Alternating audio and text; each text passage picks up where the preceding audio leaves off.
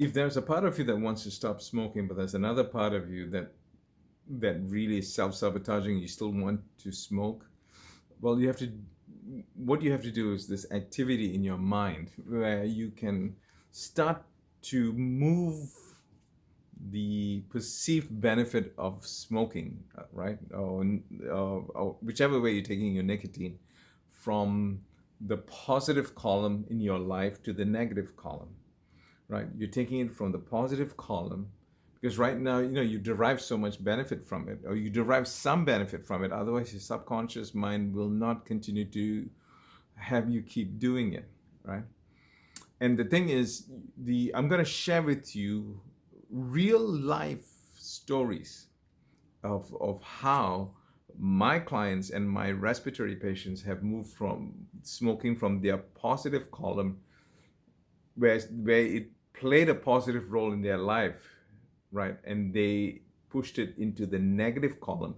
And when you can push things into the negative column, that's when your subconscious says, you know what, I'm done with it. I'm done with it, right? But it takes conscious effort. You have to burn calories about and do this in the beginning, okay? So the first one here is I had a patient. This is a respiratory patient. I did not do hypnosis on him, okay? He was so adamant of wanting to. He was so 100% confirmed that he needed to stop smoking, and this is way before I knew hypnosis, right? And so what he did was he took a selfie picture of himself in his underwear, okay? And what he did was he gave that picture, put it in a sealed envelope, and gave it to the one person he trusts most in the world, his sister, right? And he told his sister, I am going to stop smoking on this date. If I ever start smoking again, I want you to publish that picture. I want you to publish that picture on social media. It worked, right? The carrot and the stick. Okay, for him, he needed that type of, he's back against the wall. There is nothing, there is no turning back. Okay, there is these are now hypnosis clients of mine, who what they have done is, like a gentleman, his brother died from smoking related illness, and every time he lit up a cigarette, right? I'm sorry. Every time he lit up a cigarette, he saw the picture. He would see. He will remember his brother's face in the coffin just before. All right.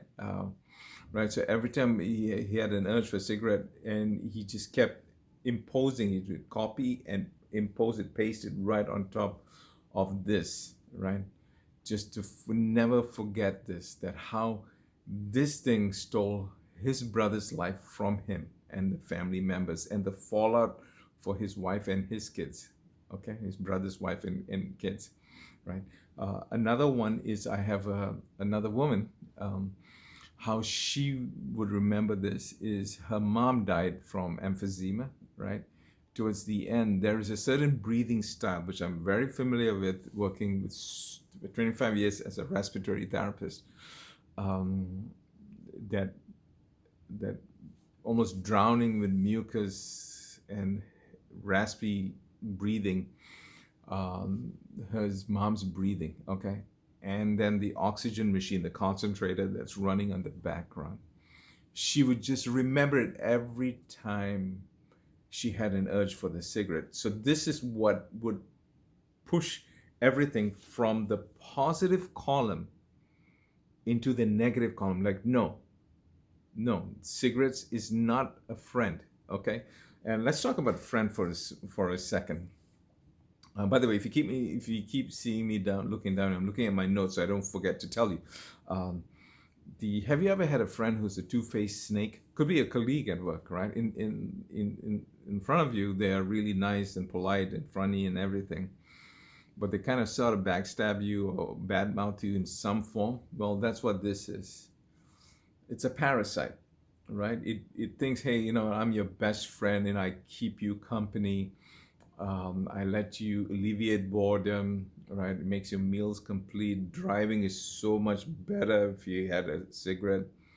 right? Helps you reduce stress. Really, in the meantime, what it is, it's like a fishing hook. I want you to think about this, right? I use this metaphor a lot when you and I will work together too, right? Imagine there's a fishing hook line coming out of it. You can only see it at the proper light, and one part of it is stuck to your tongue. Another fishing hook is stuck to the cigarette, and every time you want to separate them, right? It's snagged. Okay. So do you understand? You start to see that this fishing hook that's from the nicotine is pumping in poison and at the same time draining out your life force, right? Another way that people get really upset on this one, I had another patient. This is really, really powerful with their children, right? We have five senses. We have five senses. Now, the five senses, of all the five senses, four of them will go to a relay station, our vision, our auditory, our taste, right? It goes to a relay station where there's logic mixed into it to say, hey, is there anything threatening about here, about this data that's coming through what I'm looking at, or hearing, or tasting, okay? But smell is a different story. The smell, right, doesn't go through this filter, this logic, that filter station. It goes straight to the most primitive part of our brain, the limbic system, the amygdala, where it is very, very primitive, right? So when I have so many clients who have done this, right? And when they understood this concept, right, is the sense of smell is all of them, right? The smell of the cigarette is all over them, right? And then when they're with their children, the children get so much good feelings because, they're the parent, right? But their nose, their sense of smell is picking this up, and it's tagging this. It's anchoring cigarette smell to feeling love, feeling comforted, to feeling protected.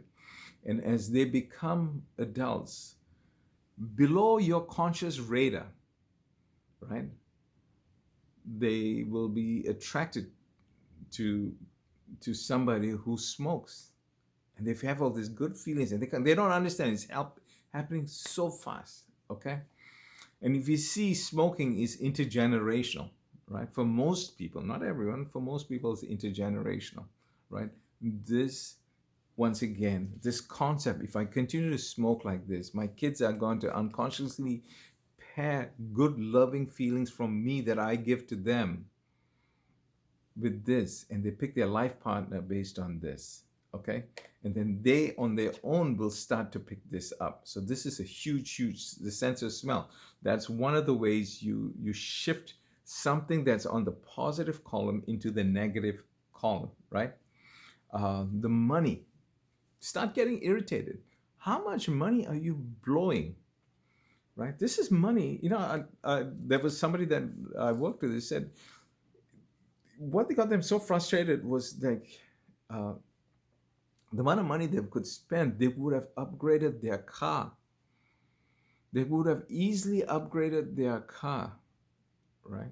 They would have paid off some debt. They would have put up some money for vacation. They put up some money for their retirement, at least jump-start it, or their emergency fund. This is sucking your money, okay? So this is one of your life force that's sucking up, right? I have clients, once again, how they shift something from the positive to negative is they smell. If you have dogs, for example, right? If you have dogs, right? Have you ever, like I have a dog, right? When they poop, and you take, the poopy bag, and then you try to clean it, and accidentally some fell on your finger, you're like, oh, right? They feel they actually consciously close their eyes and imagine dog poop on this. So this is just one way they start to shift the subconscious from the positive column into the negative column. So the subconscious, oh, wait a minute, you're pairing um, uh, this to dog poop, right? It's just, I'm just sharing with you the different strategies that have worked for my clients, okay? The other one is they start to remember the guilt every time they smoke. After they finish smoking, there's a certain amount of guilt that comes with that.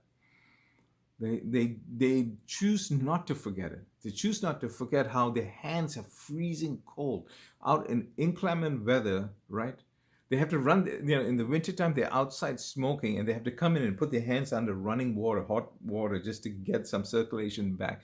They hate it. They hate it, right? They know how much they start to fantasize how bad. Now, here's another technique, right? Um,